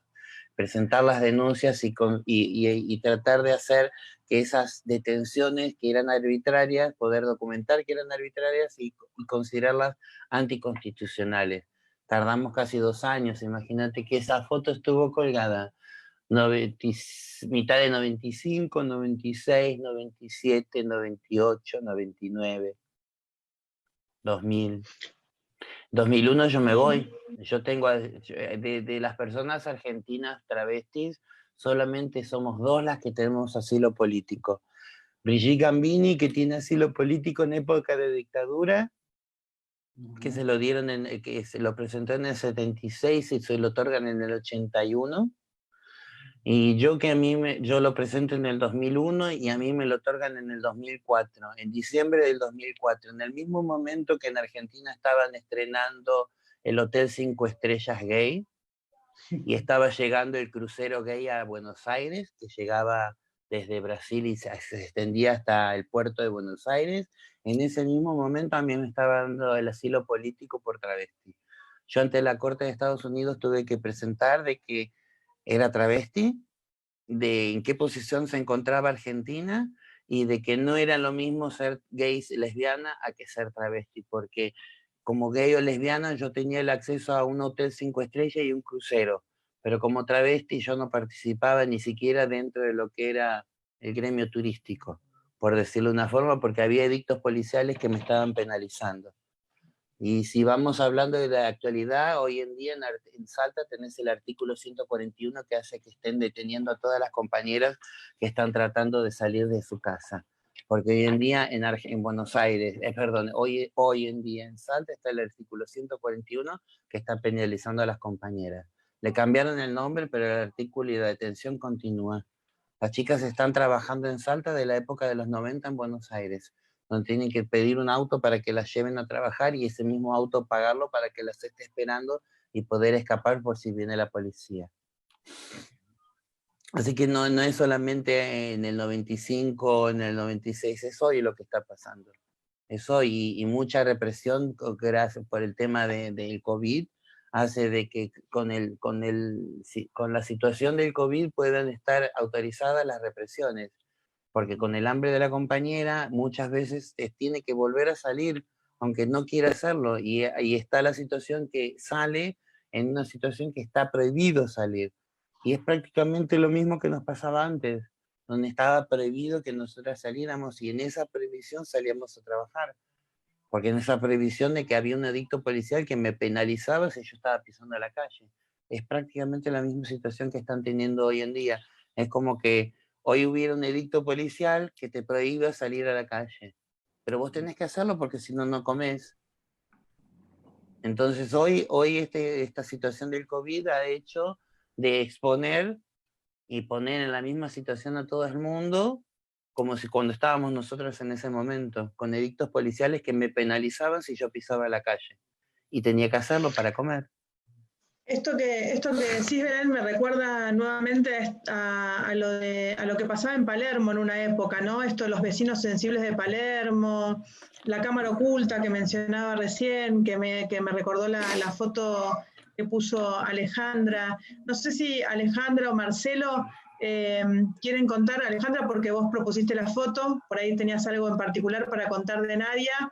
Y Marcelo, si te acordás lo de Karina Urbina, que contaba Belén recién, y estos casos como emblemáticos en determinadas épocas, ¿no? Lo de Nadia con la cámara oculta, lo de Vanessa Ledesma. No sé si quieren decir algo. ¿Alejandra? Las que hicieron la cámara oculta fueron dos, fueron Nadia y Nikki, que en ese momento tenía otro nombre, pero pongámosle Nikki. Fueron dos chicas, pero ella, no la nombro, ¿sabes por qué? Porque ella se tuvo que exiliar después de esa cámara oculta. Ella se fue a Italia, hoy en día vive en Italia, y ella cuenta en el archivo de que ella se tuvo que exiliar después de esa cámara oculta, porque la policía sabía quiénes eran, claro. Por más que le camuflaron la voz, la palabra tomá mi amor, cuando se le entrega el dinero en esa cámara oculta, que dicho sea de paso, ese programa se levantó, duró 2 semanas. Estuvo la primera cámara oculta, después eso, y levantaron el programa, que lo conducía Ibarra, el conductor de América 2. Y como hemos hablado dentro del archivo sobre esta cámara oculta que había hecho Nadia con Nikki, Nikki, que todavía está viva, ella cuenta que se tuvo que escapar al poco tiempo y se exilió en Italia. Un dato más sobre esa cámara. Alejandra, ¿vos querías decir algo de Nadia? ¿Tenés ahí, Esteban, la foto de Nadia que trajo Alejandra? Yo puse la foto para asegurarme que iba a estar Nadia presente en realidad, porque Nadia murió demasiado pronto. Y pasa como Mónica decía, ¿no? Esto y vos creo que también decías, María, de la historia, las historias que se cuentan y las historias que no se cuentan. Y es mi percepción, tal vez me equivoque, pero yo siento que a Nadia no se la cuenta tanto como se merece. Nadia fue una activista maravillosa, aguerrida, una guerrera. Nadia era una de las más guerreras.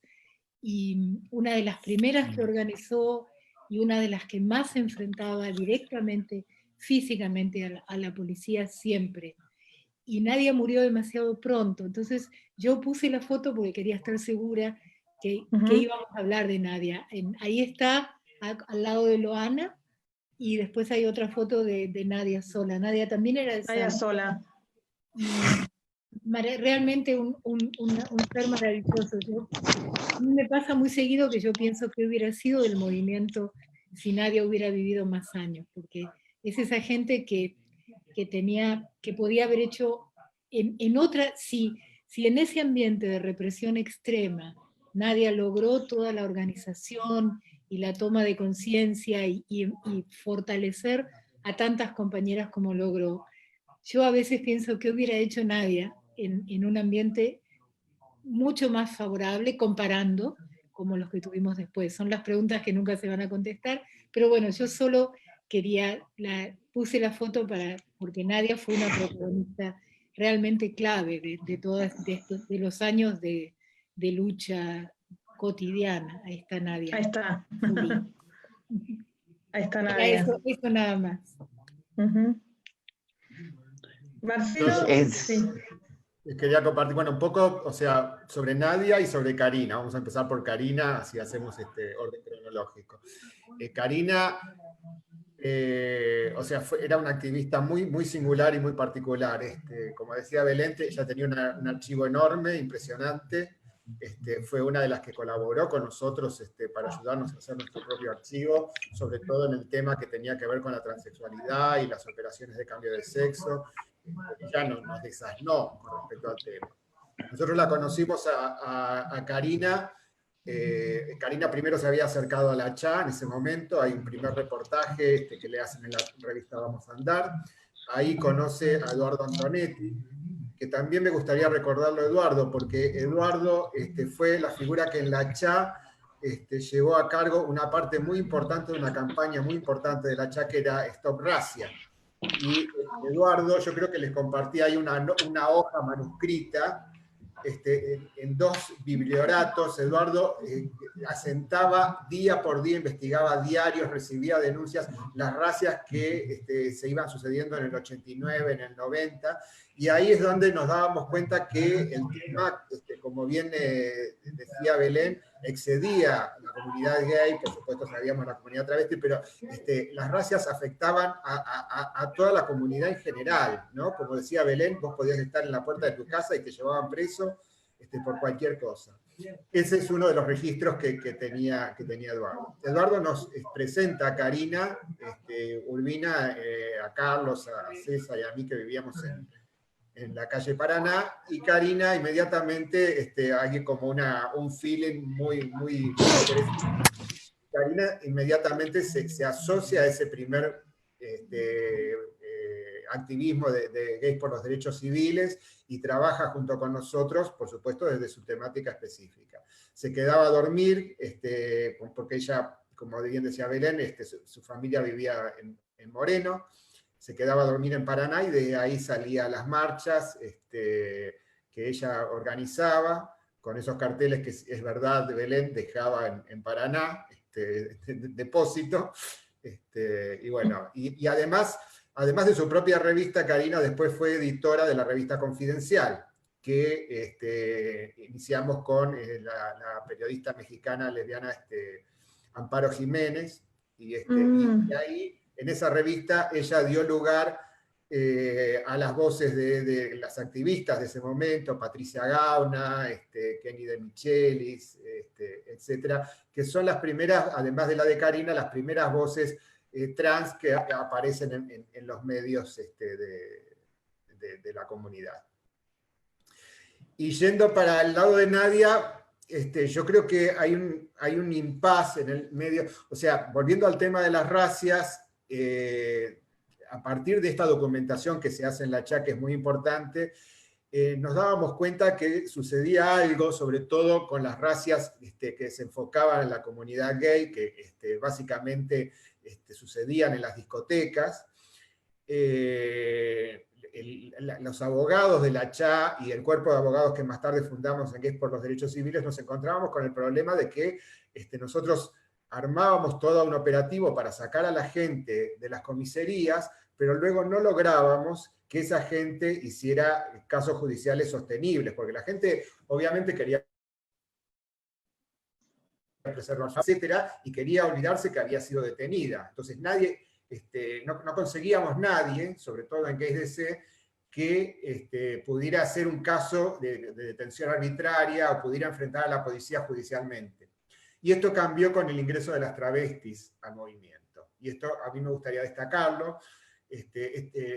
Nosotros percibíamos que había un potencial en el movimiento travesti, que nosotros tendríamos que poder trabajar en conjunto, desde Gays por los Derechos Civiles. No sabíamos cómo acercarnos, por eso es la incorporación al movimiento de Kenny de Michelis, pero la oportunidad aparece en una reunión que se hace en relación con unas elecciones, donde el partido Frente por la Democracia Avanzada invita a un grupo de travestis, donde estaba Loana y estaba el grupo que trabajaba con Loana, y ahí se arma una gran discusión por un tema que no viene al caso, digamos, pero Carlos aprovecha para repartir el volante de Gays DC. Y en ese momento, por supuesto, el departamento de Paraná suena, o sea, el teléfono que sonaba varias veces por día, suena ya por día, de noche y madrugada, el horario de trabajo de las compañeras que nos pedían que las ayudemos. Hacíamos lo que podíamos, nos hacíamos pasar nosotros mismos por abogados, hablábamos con la comisaría, amenazábamos, qué sé yo, pero obviamente era muy limitado lo que podíamos hacer. En una reunión del grupo de abogados, hablamos entre todos y decidimos que Ángela Bani, que era la persona que recién se había incorporado, más recientemente se había incorporado al grupo y que realmente quería trabajar en ese tema, se dedicara exclusivamente al tema de las compañeras travestis. Y ahí es donde la cosa empieza a cambiar, porque realmente primero podemos recibir un montón de denuncias que a las que se puede dar continuación, y ahí es donde interviene Nadia, que además de ser una activista con muchísima energía y muchísima fuerza, era muy inteligente y sabía perfectamente que la estrategia judicial iba a ser sumamente importante. Y Nadia, junto con otras compañeras, entre las que se encuentra quien ahora es una brillante investigadora del movimiento trans, que es Ivana Bordey, hacen, y con Ángela Bani, inician el primer caso contra la detención policial y lo ganan. En el año 96-97. Que esto es un precedente importantísimo, es el primer, yo que recuerde, como dice Alejandra, siempre surge uno antes, pero es el primero que yo recuerde, caso exitoso contra el avasallamiento policial, y que vale la pena recordarlo, y que fue Nadia quien vio la posibilidad de, y que se expuso para lograr ese gran avance. A mí me gustaría ya, para ir cerrando, porque ya nos pasamos como más de media hora. Listo. Me gustaría, antes yo que nada... Yo sabía, pará Belén, que no cerramos, sí. No cerramos, no te preocupes. Cosa que yo sabía que iba a pasar, pero los compañeros de prensa me decían que no podíamos hacerlo más de una hora porque iba a ser un embole, pero la verdad es que imposible que esto sea un embole, es impresionante.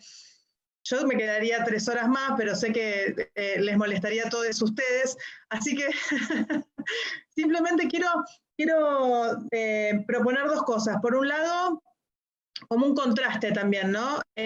Por un lado, pensar, bueno, avanzamos un montón, la verdad es que eso es innegable, pero Belén mencionó hace un ratito algo de que, bueno, ¿qué pasa con las personas trans todavía en muchos lugares del país, ¿no? Entonces, por ahí me gustaría, Belén, si podés decir algo de eso, Mari también, cortito, porque si no ya nos excedimos mucho.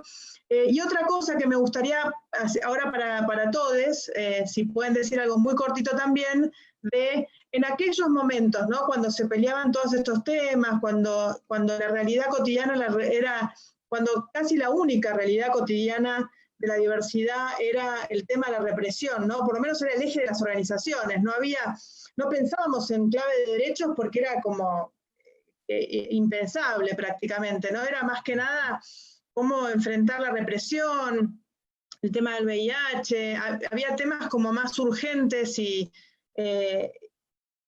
en esos momentos, ¿no? En donde se trabajaban estos temas, ¿qué se imaginaban si alguien les hubiera dicho, pero mirá que en el 2010 se aprueba el matrimonio igualitario, en el 2012 la ley de identidad de género, ¿no? ¿Qué hubieran pensado? Me gustaría por ahí cerrar con un poquito de eso también, ¿no? Belén, ¿querés empezar con el tema de las trans, lo que dijiste del artículo de Salta, que por ahí Mari lo puede completar también? El micrófono, Belén, tenés que abrir el micrófono. No, era por respeto y me lo olvidé. Me parece que eso le corresponde más a Mari que a mí. Sí. Lo que yo quiero decir es, primero, sumarme a lo que dijo Marcelo y remarcar esto. Nadia era una ferviente defensora de las trabajadoras sexuales. Nadia no era abolicionista. Muchas veces la ponen con fotos de abolicionista y como la ponen como que era una abolicionista, y Nadia prácticamente se fue de ATA porque ATA no quería estar ligada con el trabajo sexual en ese momento. Nadia era una adelantada en el momento que ella estaba peleando por las trabajadoras sexuales, era una adelantada. Hoy estamos trabajando por las trabajadoras sexuales y ella lo hacía en el 2000. Eso me gustaría remarcar porque muchas veces como gente que no la conoció a Nadia, la pintan y la muestran y ponen su foto como que era una abolicionista y ella no lo fue. Eso me gustaría remarcar en cuanto a historia.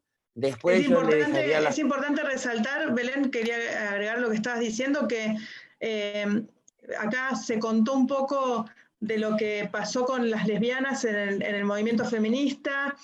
Se mencionó un poco lo que pasó con las personas trans en el movimiento feminista, y creo que es lo que están viviendo ahora las trabajadoras sexuales, ¿no? En definitiva, como que hay siempre un sector que tiene que quedar afuera, lamentablemente, un sector del feminismo que hace esto, ¿no? Por supuesto, yo soy feminista y las compañeras que están acá Por también. eso, Pero más siempre que hay un sector nada del era feminismo eso. que hay algún sector al que quiere echar las lesbianas en su momento, después las trans y ahora son las trabajadoras sexuales. Bueno, por eso me parecía que para marcar y lo que trajeron entre todos, y si había algo importante para marcar, era mi momento de decir eso, que es lo que le correspondería a Nadia, y remarcar eso, que era su pensamiento. Ella murió defendiendo el trabajo sexual, y me parece que desvirtuar su pensamiento es erróneo. Entonces, ese sería mi aporte. Paso la palabra para que continúen. Gracias, Belén. Mari, ¿querés contar un poco entonces lo del artículo que mencionaba Belén hace un rato? Sí, pero antes quiero aclarar que Nadia era salteña, vivía en muy el bien. bordo de acá de la ciudad de Salta.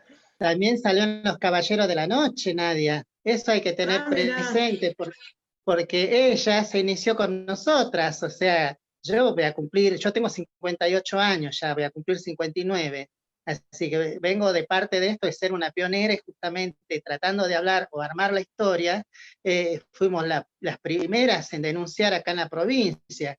Cuando ustedes vinieron en el 97 con la CHA, nosotras teníamos miedo, acuérdense, y marchamos por Salta, ¿se acuerdan? En contra de todos estos derechos, en todas estas problemáticas que estuvimos, cuando la gente nos pedía que no marchemos, acuérdense, vos estuviste acá conmigo, Belén y también María, acuérdense, con Nadia, estuvo Loana, y bueno, no me acuerdo quién más estaba. Hicimos show en el boliche ese, acuérdense, así que bueno, eso está bueno. Segundo encuentro nacional.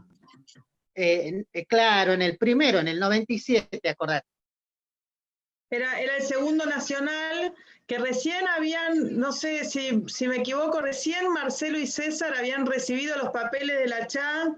Claro, Recién exactamente. recibido, creo que no sé si no me lo contaron en secreto, que estaban ahí, que les habían dado los papeles. Me acuerdo que fue justo ahí ese año. Y me acuerdo también que cuando viajamos en micro para Salta, viajábamos con miedo. ¿Te acordás, Alejandra, Marcelo? Fue con miedo que viajamos para allá, ¿eh? Claro, exactamente. Bueno, yo era joven, tenía, no sé, 25, 26 años en ese momento, pero dentro de todo perfilaba para ser una líder. Y a todo esto, hablando de los artículos contravencionales, el 114, que lo endurecieron con la demanda y la oferta, o sea que a los dos nos pueden hacer la multa. Un diputado que está en Nación es justamente el que hizo eso. En vez de derogar los artículos, lo endureció más que lo que explicaba Belén recién. Pero bueno, en este momento del COVID, las chicas están trabajando, no la están molestando en este momento, así que dentro de todo, por lo menos, la están pasando. Lo único malo es que no hay trabajo. Eso es lo malo. Pero bueno, nosotros estamos tratando de ayudarlas a las chicas como se puede dentro de este espacio que es la organización. Claro, porque ahora se abrió un poco, algunas provincias se abrieron, entonces en Salta se puede trabajar, pero como decís vos, nadie se anima, ¿no? Hay problemas con el trabajo. Sí, volvimos a fase 2, o a partir de anoche. Claro. Eso les comento. Así que bueno, hay que salir según el documento, pero las chicas, la mayoría tienen auto, así que la mayoría está trabajando acá en Salta. Así que eso es en el tema ese. Y después hay una foto que te mandé del rancho de Goma, y hablando del tema de las persecuciones, los allanamientos que sufríamos en la casa, y entraba la policía y nos sacaban, nos llevaban presas. Así que bueno, es mucho más amplio para hablar. Muchas gracias a todos por estar y por darme este espacio, y bueno, que continúe. No, Mari, ¿tenés esa foto, Esteban? Porque... Ahí está la pocha de espalda en el río. No, esa no, esa es en la rancho de Goma igual. Hay un caballo. Sí, yo dije, se equivocó de foto. ¿Qué me mandó? Esteban, así no le explica a Mari. Una foto de ahí un caballo. hay una persona de espalda que es la pocha. ¿Encontraste? Ahí la busco. Está, pero habrá que... Sí. Bueno, yo voy contando igual. La foto esa es icónica porque dicen, ¿se acuerdan? No sé si han sentido hablar que la Luana contaba del rancho de Goma. El rancho de Goma donde todas las chicas trans iban a parar ahí. Hoy esa calle se hicieron un puente, lo ampliaron ese lugar. Esa casa fue volteada más de una vez por la policía. Pero más allá de que la haya volteado la policía, a 4 cuadras, 5 de ahí funcionaba el Bajo Chico. Así que imagínense que de ahí sales caminando para trabajar, hacer el trabajo sexual. Pero acuérdense que el trabajo sexual no es. El trabajo sexual era para las personas, digamos, para las mujeres en los 70. Nosotras recién abrimos camino en los años 80 y el boom es como dice Belén, es justamente en los 80 para adelante donde la gente empieza a querer más a las personas trans, pero hasta antes de los 80 nosotros todavía no teníamos ese boom y no teníamos el tema de la silicona que después entró y también entró a lucirse mucho más en los Caballeros de la Noche. Así que bueno, eso nada más. Esa es la foto, esa es la pocha la que está de espalda, el que está en el caballo, o sea que eso era el sobrino de ella que tenía. Bueno, atrás de la pocha está el rancho de Goma, que era una casita de madera, que la volteaba la municipalidad, o sea, el intendente de aquel momento, Montoya se llamaba él, el intendente, y no nos quería las travestis, no quería nada el tema con la diversidad. Y la pocha era un ícono en la provincia que realmente todas las personas iban a su casa a parar. Y más allá de que vayan a parar a su casa, la gente ve ese la pocha con ese caballito, que eran de su sobrino, y que todavía está, él vive ahí al frente de ese lugar, pero bueno, no hay, el rancho de Goma, ahí donde andábamos todas, y éramos todas pobres, es como para ver la pobreza que tenía nuestra ciudad, lo que éramos nosotras como personas trans, y bueno, ella está reflejada ahí en esa foto, como era ella y realmente los que éramos las personas trans de los años 70, que no teníamos nada de eso, de armado como hoy, que necesitamos feminización, gracias a la ley de género, necesitamos prótesis, cola, todas esas cosas que en ese momento nosotros éramos felices así como éramos, natural. Así que buenas tardes, sigan. Una de las cosas que fueron cambiando fue, a medida que fue pasando el tiempo, fue esto de que cuando una va a votar no hubiera, como había antes, mesa de varones y de mujeres, cosa que implicó que no existiera esta humillación y este maltrato de que hubiera personas trans en la cola, mujeres trans en la cola de varones y varones trans en la cola de mujeres. Y con esa foto me gustaría un poco retomar esto de, ahí está Mari en la cola de varones votando, que nos mandó esta foto para recordar aquellos momentos, retomar esto de, bueno, en aquel momento, si nos hubieran dicho la realidad que estamos viviendo hoy a partir de las leyes que se han votado, ¿qué hubiéramos pensado? ¿Qué hubiéramos? ¿Alguien quiere decir algo de eso? ¿Algún comentario? Nosotras poníamos, cuando hacíamos volantes y cosas, reivindicaciones y nos reíamos porque las veíamos como ciencia ficción.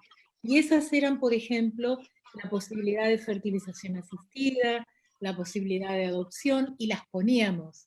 Y decíamos, no lo vamos a ver, no vamos a vivir para verlo, pero no importa, es un derecho, lo ponemos.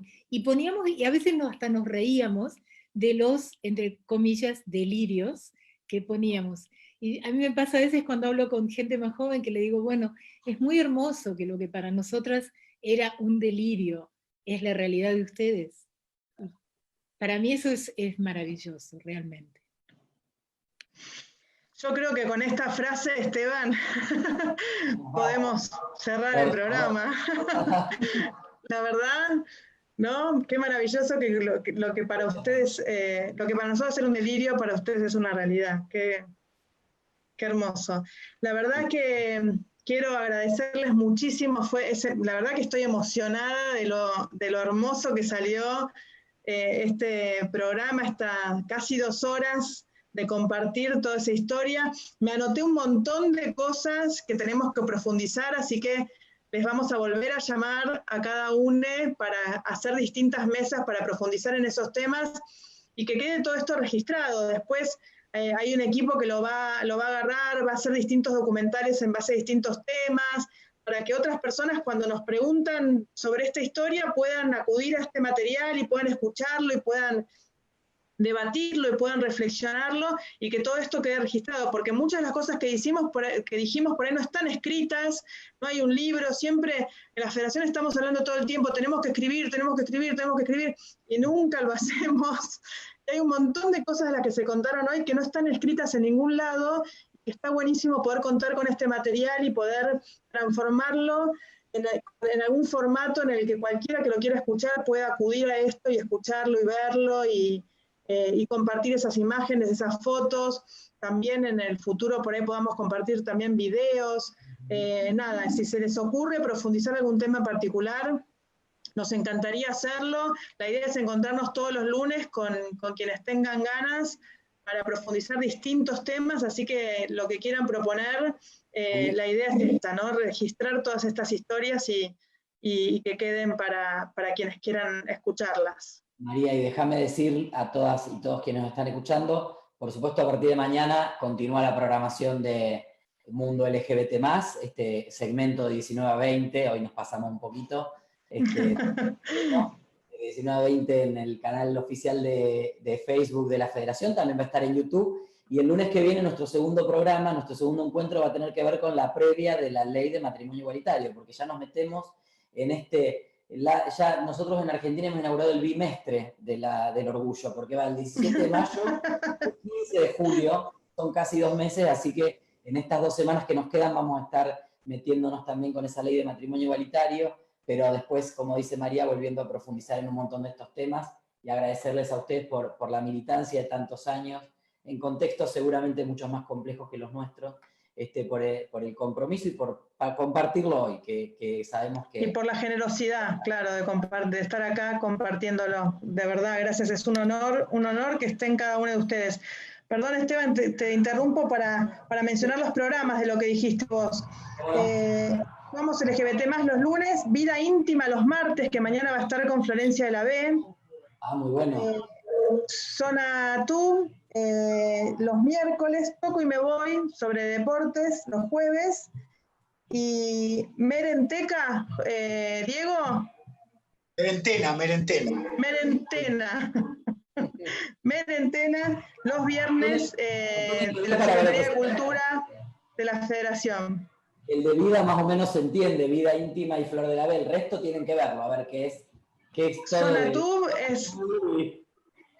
Sí, Zona TUB es de Zona, que es un grupo de activismo de la Federación, Toco y Me Voy Deportes, y Merentena, la verdad que no sé si Diego querés explicar algo, y si no tendrán que el viernes ver el programa mejor, ahí está. Dejamos la incógnita. Cultural, muy bien. Cultural, ahí está. Bueno, de verdad, muchas gracias por la generosidad de estar acá compartiendo toda esta historia. Para mí, reitero, es un honor impresionante la forma en la que pudimos comenzar este ciclo con personas tan comprometidas hace tantos años con la realidad de las personas LGBT en Argentina. Gracias. Gracias y nos estamos viendo en el próximo Somos Mundo LGBT+. Besos. Gracias.